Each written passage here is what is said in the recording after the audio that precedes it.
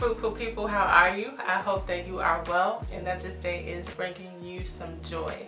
Today I want to start off with this month's series about values by talking about 3 big reasons why values are so important, and then providing 3 therapy theories that I use to help clients explore, examine, and then educate and establish what it means for them to be fruitful according to their values. So first thing, when we talked about values, the last video that I posted was about stillness and the importance of stillness as a core value or a foundational value to help you explore through your other ones and why it's so important. And stillness doesn't have to be, you sit in a room. It doesn't have to always be that physical stillness.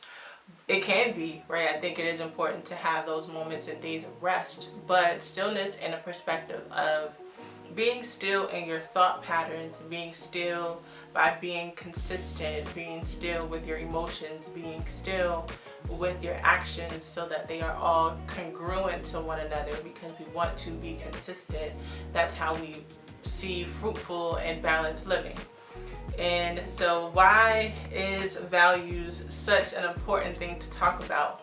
Well, I offer the perspective of values as a way to live balanced and fruitful because values do 3 big things. They help you to affirm and anchor your identity.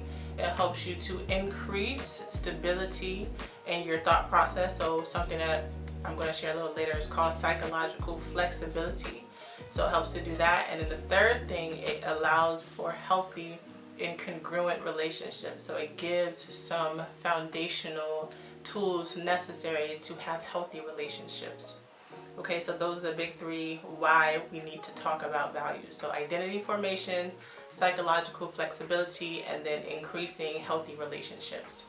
So with that being said, I'm going to share my big 3 theories that I use with clients in counseling, and I'm going to break them down each week. So the first one I'm going to talk about is system theories, and taking just a little bit from systems theory, specifically Bowen's family systems theory, so that I can explain an important part of identity formation, and that is the value of differentiation. And so one of the really great things about systems theories is that it acknowledges the impact that we have on each other and how our identity, how our relationships, how our thought processes are all impacted by different systems that we are in.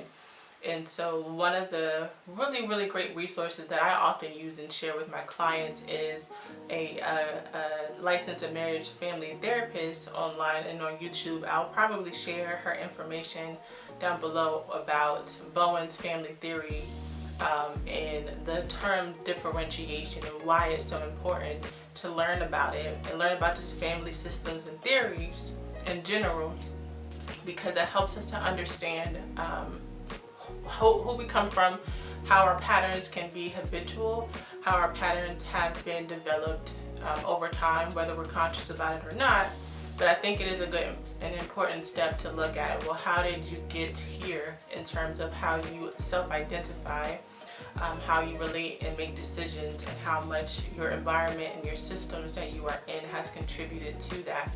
So with the term differentiation is the concept that helps us to look at how we are differentiated or distinguished in our own thoughts, emotions, and behaviors that is separate from that very system that we in. Not to say that we cannot be congruent or operate in that system together with the other people in our system, but just being able to really say, hey, these are my own thoughts, these are my own emotions, these are my own choices that are very separate from someone else's experience of their own emotions, thoughts, and choices, right? So with that in mind, by being able to sit still or be focused on, okay, here is my system that I'm in.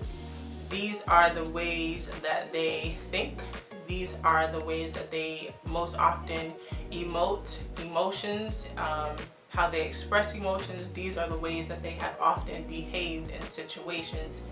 And so being able to take a step back to see, okay, this is what they do when someone accomplishes something. Noticing that most of your family celebrates people, or your family may be very aloof about it. They just like, oh, that's cool, that's good for you. Or your family can just kind of be indifferent to it, aloof, or just engaged, happy, celebrate you, right? That's a behavior pattern that your family and that system has created and continued, and that does impact you, and that does somehow impact how you think, behave, and respond to great things happening. So you get to decide in this time of stillness that you are choosing to be in, to sit down and look at your system that is impacting how you think, how you emote, and how you behave. Because if you aren't aware of the habitual cycles or habitual movement of the system that you're in, you may not understand why and how you behave the way that you do. And this takes time. Bowen offers a family kind of genogram where you can kind of look at different relationship patterns, look at the connections between different family members. He also talks about triangulation, all of those good things. Bowen really kind of expands upon when he talks about family systems, but wanting to just really highlight the importance of differentiation in that system, because it allows you for a moment of stillness to step back for a second and look at what's happening in your system objectively, saying, okay, when someone is celebrated, this is how they usually do it. Sometimes, unfortunately, our families can minimize accomplishments.